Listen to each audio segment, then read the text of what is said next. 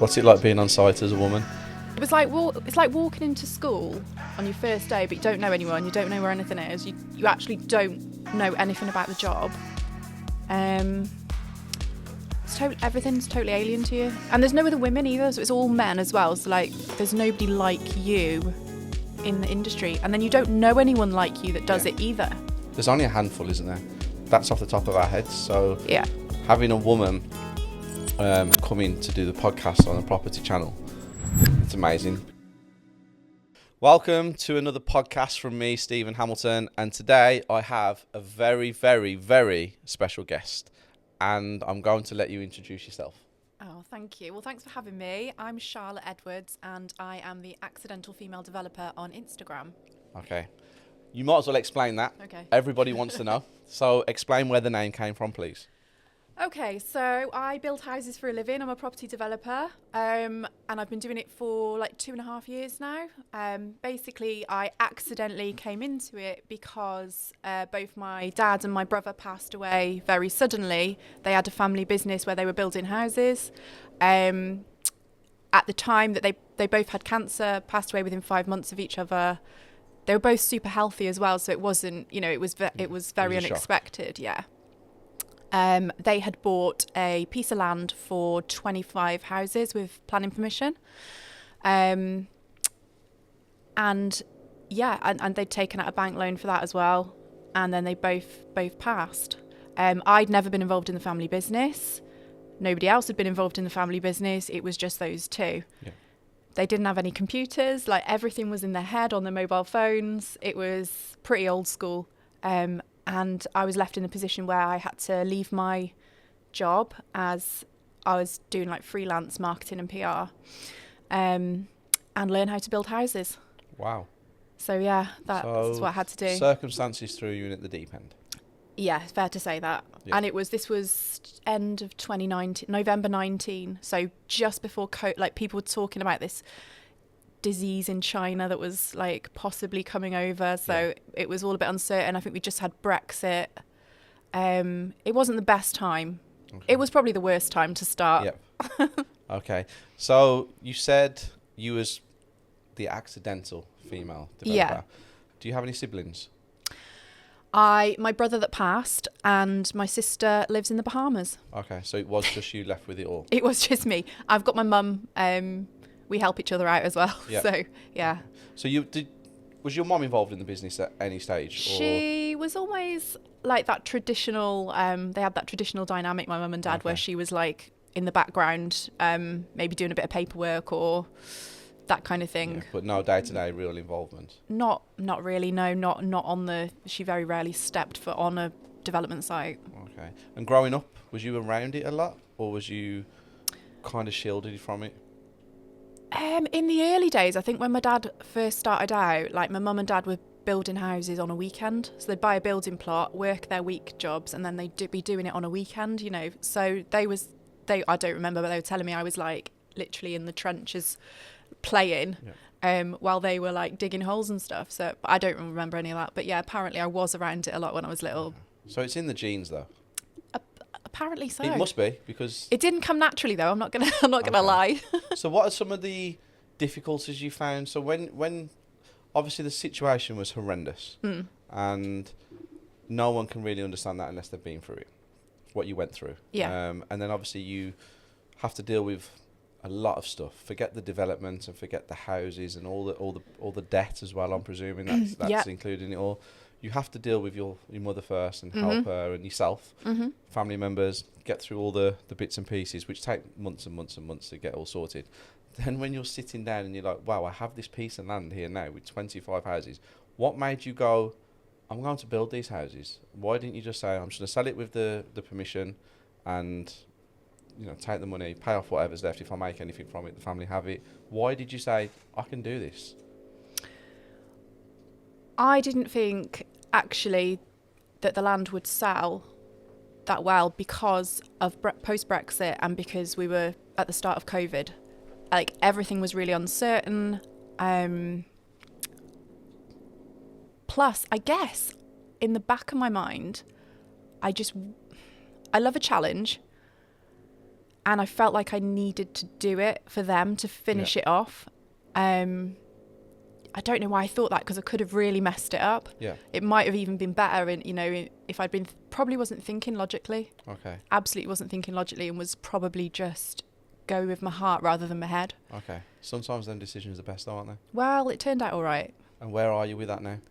Coming to the end of it, got probably 6 months left, just finishing off the last 2 houses on that site. What's it like being on site as a woman? Because you just said, "Can I use the toilet, please?" And he was like, "Yep, you can use that one." And you was like, "Don't worry about the toilet. I've been using Portaloo for the last how long? 2 years. Yeah. So how is it on site? Is it a nightmare? Do you know what?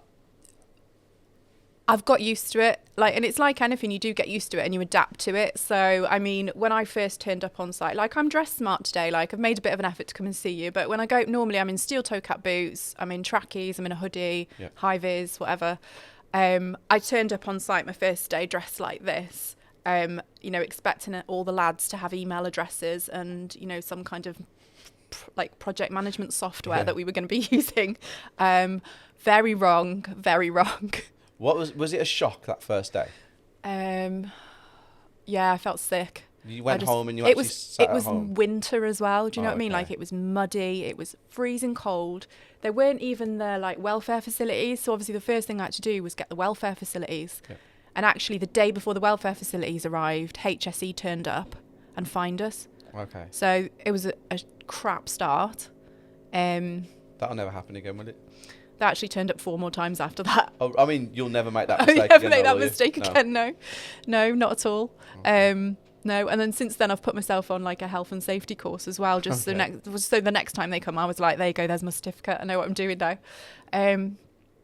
But yeah, it was it's like walking into school on your first day, but you don't know anyone, you don't know where anything is, you actually don't know anything about the job. Everything's totally alien to you, and there's no other women either, so it's all men as well. So there's nobody like you in the industry, and then you don't know anyone like you that does it either. There's only a handful, isn't there? We was having this conversation off camera, just we only named 2 people. You and another person. Me and one other person. Yeah. And that's off the top of our heads. So having a woman come in to do the podcast on the property channel, it's amazing, because the only other woman that I know that does this is my Isabella. But she doesn't use social media, she's not on there, but it'd be great if she did do it, because like you, she would bring a lot more to the table where women were like, oh my god, I can do this, because it is a male orientated world. Absolutely. Did you get anybody on site that spoke to you a little bit shitty? Yeah, I've had them. Okay. I've really had to toughen up. I wasn't sort of emotionally prepared for it when I took it on, and I was probably a bit soft and maybe didn't make all the best decisions to start with, but a year down the line, 18 months down the line, you start to toughen up, and you learn that there's some people that aren't nice people, and so being nice to them doesn't do anything. So there's some people that you just have to deal with a lot harsher than others. And I've been intimidated by men who've come on the site, and perhaps they're not happy because they didn't get a contract, for example, or if it's somebody that I've had to let go. And they do use being a male and being physically bigger and whatever to intimidate, but it's part and parcel of the job, and that's something I've just had to get used to. Dealing with the intimidation side of things, was it easier as it, like you said, as it went further along in the build? So the first 3 months, do you think you'd have had that in you to have them confrontations? Absolutely not. And actually never expected it to happen. I thought, most people you meet are respectful, aren't they? Whatever. And sometimes they might say things like, "Oh, is the man in charge around?" But just innocently, But then when banter in their eyes. Yeah. Well. In their eyes. They actually say that genuinely. I know, but in their eyes, they think it's banter. They try and pass it off but they mean it. Yeah. But then you get other. You're in business. You meet. There's people that aren't nice people. Yeah. And you meet them and. Then I feel like sometimes being a woman puts you on a back foot when you meet them people, because they can be more aggressive. They are just physically bigger and have a deeper voice and can be more aggressive towards you. Okay. So now you are coming towards the end of this development that was kind of forced upon you. Yeah. Is this you forever? Is this or no? Do you know what? While I was doing the development, because I kind of was researching what other people were doing and like the likes of what what you're doing, you're one of the accounts that I started following on Instagram to sort of try and educate myself. I built up a property portfolio and set myself a goal of doing 10 houses in 10 months. 1.5 million in a year or something? Yeah. Is that what you did? Yeah. Wow. Yeah. Although I've got number 10 technically is still in legals. Okay. There's a few problems. It's listed. But that's the 10th one to secure. Okay. So I've got that property portfolio in the background now that, covers my living costs. If I never did a development again, I'd be all right. And I wanted that security because when I first got into development, and I'm sure as a lot of people who are in development know, you're always asset rich and cash poor. Yep. So having that rental income coming in meant I could live off something, because at the start it was just off credit cards. Yeah. When you pay everyone else. Takes a long time, doesn't it? Yeah, it does, and it's looking at minimum a year to break even. Yeah. And in them times, in COVID, it was a slow drag. People weren't allowed to buy houses. People weren't allowed to look around houses, move house. So it was slow to break even, really was. So you built 25, haven't you, on the site? We actually got planning permission for an extra one, so 26 now. Selling them, how is it working? What are you doing? Are you doing it yourselves? Have you got someone in to do it for you? We are the developer and principal contractor, so we use a team of subcontractors directly. I project manage everything from basically once the roof's gone on, I project manage the fit out. And then I've got a site manager who manages everything from out of the ground up, and I just kind of keep an overview on that. Yeah. I've forgotten the question. Sorry, it's okay. Selling the properties. Selling the properties. Is there any sold? How's it working? Have you Yeah, done them so off we sold off plan, which in itself was a mistake because COVID was coming and we knew the lockdowns would come. We thought, you know what, let's get some security. Let's sell these off plan. Who was to know that property prices were going to go up 25%? So we sold a lot off plan for probably 20 or 25% less than what we could have done. Wow, how many? Probably about 10. Okay. We've kept 4 to rent halfway through. 2 are social housing for the, to meet that obligation. And then the rest, we sold a couple more off plan as well. And then, we've got 4 now that aren't on the market that are currently getting built, and I've got no interest in selling them. Oh, okay, that's good. Yeah, because add them to your portfolio. I think so. Yeah. Because unless I've got something else to put that money into, I've broken even now. That money in the bank's a waste of time. Yeah. With inflation. So, I think I'm going to keep those. And they're not ideal buy-to-lets because they're like quite big 4-bed detached houses. Yeah. However, unless I've got something else to put that money into, I'm just going to leave them sitting there. And if another bigger project comes up, I need to pull that money out, then maybe we can look at refinancing, or maybe I will put them on the market if they're not already tenanted. So it's nice to have options. It's great to have options, isn't it? It is. And cash flow is always the most important part of any business. Mm-hmm. Because like you said, in property, especially development, you can tie up all of your money and you can be living on credit cards for 6 months, a year, 2 years. Yeah. And who knows with this COVID, you never know if it's going to make a comeback and they shut everything down again 6 months. Whereas if you've got your rental income, I know they tried to give the tenants a break during COVID who couldn't, but there was a lot of tenants who still paid. Yeah, there was during COVID. So at least it's there, safety nets, security, and stuff like that. So family-wise, you have a I've child? got 2 kids. Oh, you got 2. 7 and 10. Yeah, okay. I've got 2 kids. I'm single mum, so that added to the pressure a little bit. I was about to say that, so you had to put the development and mum life. Yeah, mum life. Wow. So I'm quite lucky in that I'm share them with their dad 50-50. So and we have a great relationship. So he helps out where he can. But it's still challenging. Yeah.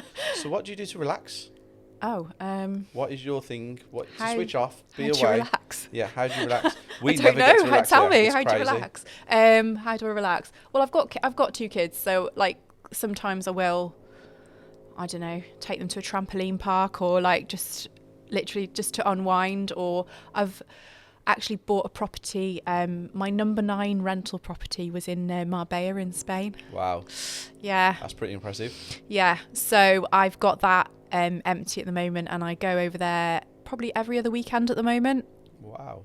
But I'm looking at, I'd love to spend kind of 50% of my time over there and be able to get the development business to a position where it's able to be managed remotely part of the time, where I just haven't got to be on site every minute of the day or even every day. That would be my ideal position. It's all about who you surround yourself with. If you have the right team in place and you've got the right structure, it can be managed remotely, can't it? Yeah, and we've got a great team now. What needs to happen now, and they've been with me now for like 2.5 years, what needs to happen now is I just need to pivot it a bit, adjust it, give them more responsibility, and fill in any gaps that are there. But they're totally capable. I mean, they know more than me. Yeah. You know, they're saying, shall I do this, shall I do that? But actually, they've been doing the job for like 10, 15, 20 years.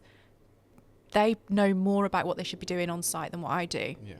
Well, when you are the boss or the owner, you should have smarter people around you in pockets of areas that you're not the greatest at. Yeah. There's no point being the smartest person in the room. No. You need to have smarter people around you that can do things for you. And I believe that's something that I have here.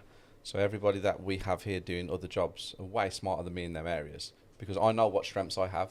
So I play to my strengths, and the stuff that I'm not good at, do I really want to learn it?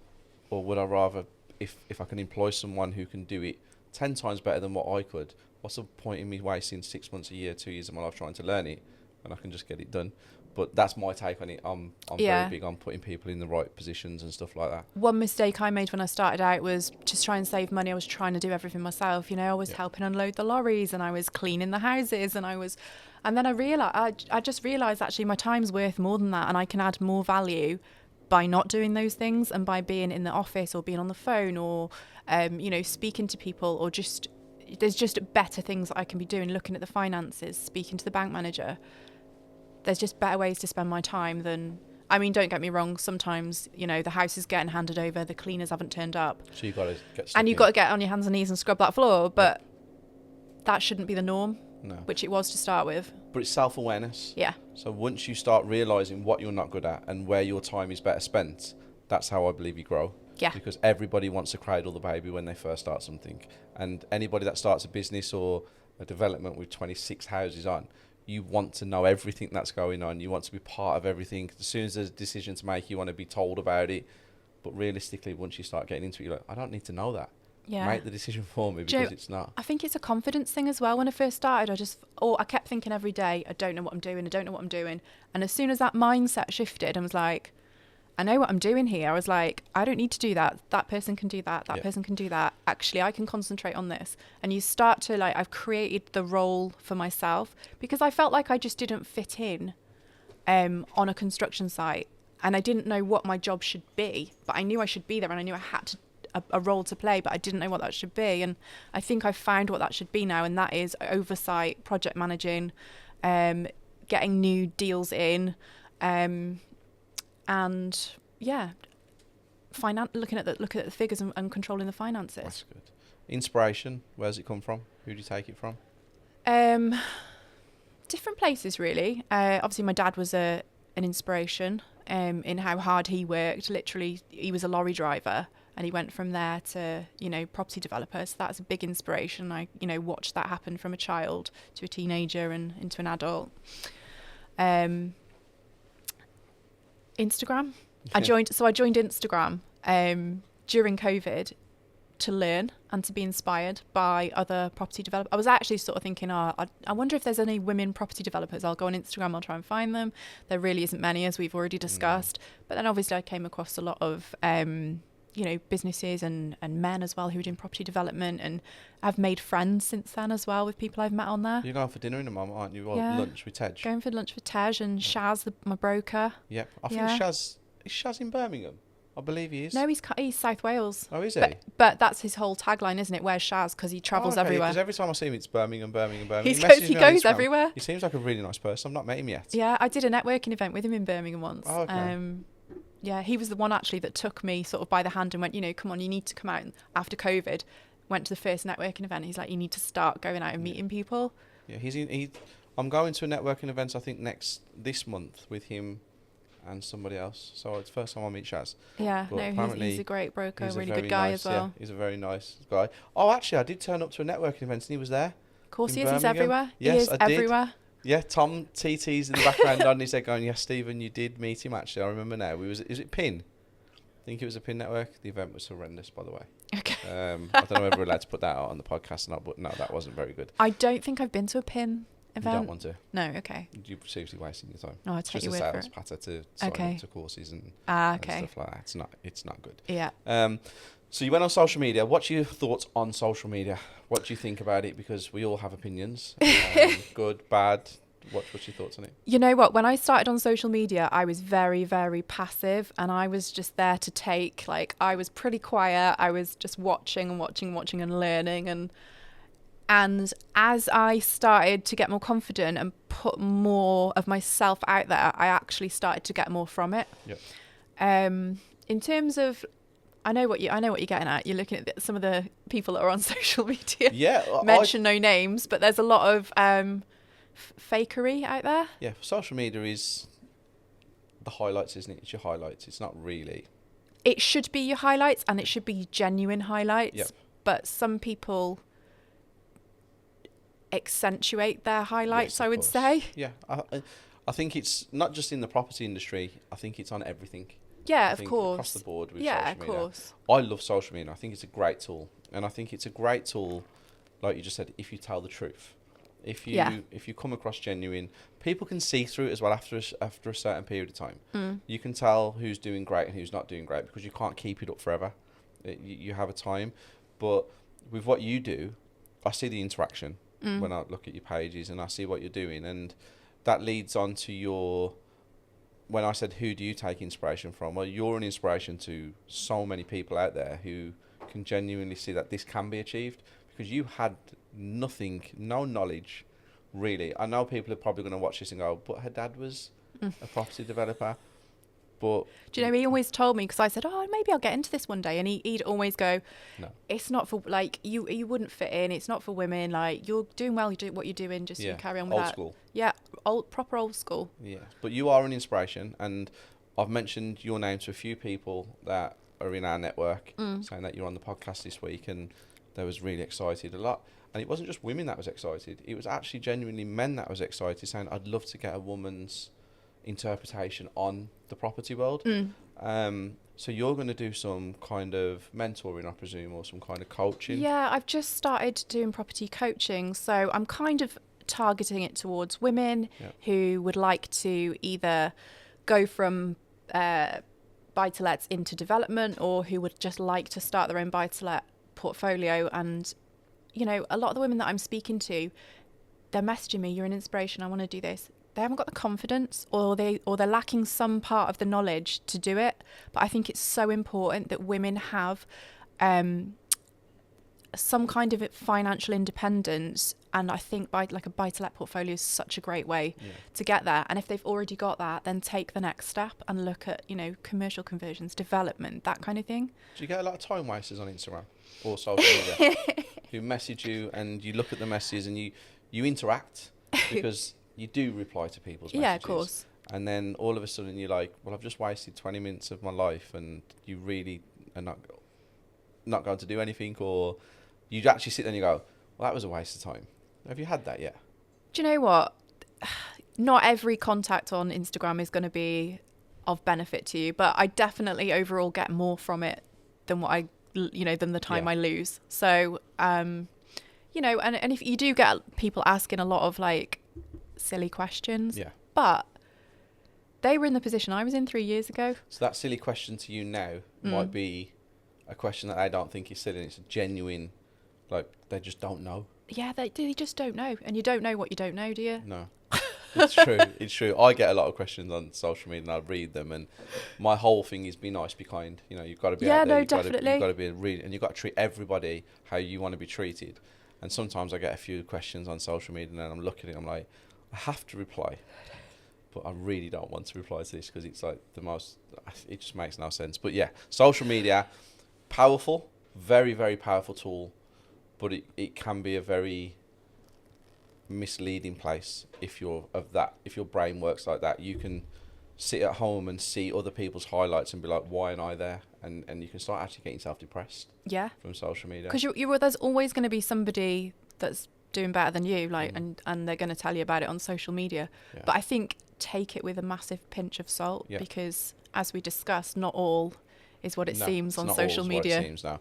And a lot of people on social media who are selling something Yeah. or trying to gain something from somebody, they just need you to see the highlights. They don't want Yeah. to see the negative side of things or Yeah. the bad side of things. And that's why we do the weekly here. We do something called a weekly. And we film our whole week, Monday to Friday or Monday to Saturday if the guys ain't on holiday, as usual, all of you. And we put it out every week. We've done it for 28 weeks consistently. So you see what we do every single day of our lives, as Yeah. in the property world. And I think when you can show like you show what you do. Mm-hmm. And I think that's why people are attracted to what you do, because they're seeing it, you're practicing what you preach. You know, I haven't got thousands and thousands of followers, but what I do have is engaged, interested followers. Yeah. Because I don't, well, okay, occasionally I post a few pics of my holidays in Marbella, which, you know, is like living the life, but I feel like I've earned that now. And I said I turned up today in my Range Rover, but yesterday I was driving my Peugeot Bipper van. Yep. So, and I try and show more of that side of it than the other, because there is more driving a van than what there is driving a Range Rover, Yeah. especially at the beginning, especially when you're working your way up like I am. But when you work hard and when you put the effort in, it is nice to have those things. Yeah, And the Range when you can Rover afford them, for the sure. Range Rover is a lovely thing to have, and why shouldn't you show it? Mm-hmm. Because someone's going to message you and say, oh, she's showing off in a Range Rover. But like you said, 2 days before, for the last 2 days, you've been driving your van. Yeah. So you can have And the that. van makes me the money, the Range Rover doesn't. No, the van pays for the Range Rover. Although the Range Rover's hybrid, so it's tax deductible, you know. Oh, okay. Okay. Got to There look you at all go. those things as well. Yeah, throw that in there. Get that out there for the thingy. So, giving some people some inspiration. Speaking to some people who are watching this now, because there will be a lot of people watching this, because obviously we don't have many women guests or many women in property. So to end the podcast, you was forced into this situation, unfortunately, but you've done absolutely amazing, fantastic from it. What would you say to anybody who's watching this podcast at home right now or wherever they are? Give them some kind of inspiration to get them started, because a lot of people don't take action. They're nervous, they're scared, they're shy, they're quiet. They feel though it's a male-orientated industry. What would you advise somebody to do to get started? Not just in development, could be rent-to-rent, service accommodation, buy-to-let, turnkey, flip, anything. What would you say to somebody? I think what they need to do is really identify what's holding them back. So, and if they can identify that, then work on it. Maybe it's the fact that they need like a mentor, you know, maybe they need to build their knowledge on a specific area, which, you know, they can get a book about or read about, or maybe they're just a bit lazy and they need to take action. And a lot of the time that's what it is. It's either confidence or it's just, oh, I'll do it tomorrow. And until, you know what, I would not be in this position now if I hadn't been forced into it. So I would have been that same person as well. But I've had that mindset shift now where I'm very, very proactive, you know, doing the 10 houses in 10 months, that kind of thing. Once you've broken through that mindset barrier, you're running then, aren't you? That's good. That's a good thing to say, because people sitting at home now, I do think it is laziness, a lot of it. I think when someone says they want to do something, it's not that they can't, because everybody can. It is down to laziness, or they're in a funk where they're in repetitive, the same day, everything's the same. They go to work, they come home, they have dinner, and then they get like 2 or 3 hours before they go to sleep, and they're like, I just want to sit down. I don't want to read. I don't want to go to a networking event. I don't want to engage with anybody. But then they wake up the next day when they're going back to work, and in the morning it's like, oh, I really don't want to do this again. But they get into a cycle, which is just life. Or like they could have the priorities wrong, which is what I used to, you know, I used to, when I was contracting, I was getting my money, I was spending it on holidays, handbags, shoes, you know, all the nice things that I wanted. I wasn't looking 5 years down the line and going, oh, I'm good. How am I going to retire? Because I'm self-employed. Like, I wasn't looking ahead. So I think that's important as well. Like, what do you want your life to look like in 5 years, 10 years? Yeah. What do you want your life to look like in 5 or 10 years? Do you know what? Like this. Oh, wow. Wow. That's a great answer. We've just had this conversation, me and Tom, COO, and he literally just said to me as we walked down to the to get the microphone, he said to me, what do you want? Like, what are you doing this for? Like, where do you see yourself in 5 or 10 years? And what you've just answered is a great answer. You want to be, you're happy, Yeah. content. I'm really content. Wow. You know, I've had two and a half years of pretty much like really bad, you know, bad time, like, you know, standing knee deep in mud on a building site in February and, you know, grieving and all that kind of thing, and not being financially stable. And I've got to a point now where, you know, number one most important thing, I'm healthy. I've got my health. And if you've got that, you've got everything, because it doesn't matter what else you've got. If you're not healthy, forget it. Like, you're not going to be happy. So number one, health. Number two, I've got that buy-to-let portfolio. So if anything ever goes wrong with development, I don't know, there's a huge recession, whatever, I've got that rental portfolio that's cash flowing. And number three, I'm surrounded by great people. So I'm really happy in my life. And if I can do more of the same, I will. That's really good. I'm presuming that, like you said, you had a hard time with the developments. It was a very emotional 2.5 years. It was. I can imagine. Yeah. It was. Well done. Absolutely amazing. Thank you. I think you're a massive inspiration to so many people out there, not just women, genuinely. I don't do developments, and what you've done, even I'm like, wow, I'm in awe, because I think it's incredible. 26 houses. You know what? It's just a process, though. I bet if you got into it, you'd do it. Yeah, that's what everyone keeps telling me. Yeah. Every single person. Once you've built 10. Yeah, everyone keeps saying the to me, next 10 are easier. When's the developments? I'm like, I have no intentions of doing developments. I'll stick to And my... it's what you said, surrounding yourself with a great team. Yeah.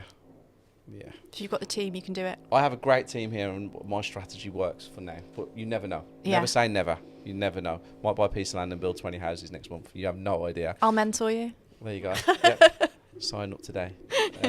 But thank you very much for coming on. Thank you for having me. No, it's been a pleasure to meet you. I massively appreciate it. And I think we're going to do the 30 questions now. Yeah. Which is pretty cool. Let's do it. Yeah, thank you very much for coming on. No I appreciate worries. it. Guys, hope you enjoyed the podcast. Stay tuned for another one coming soon.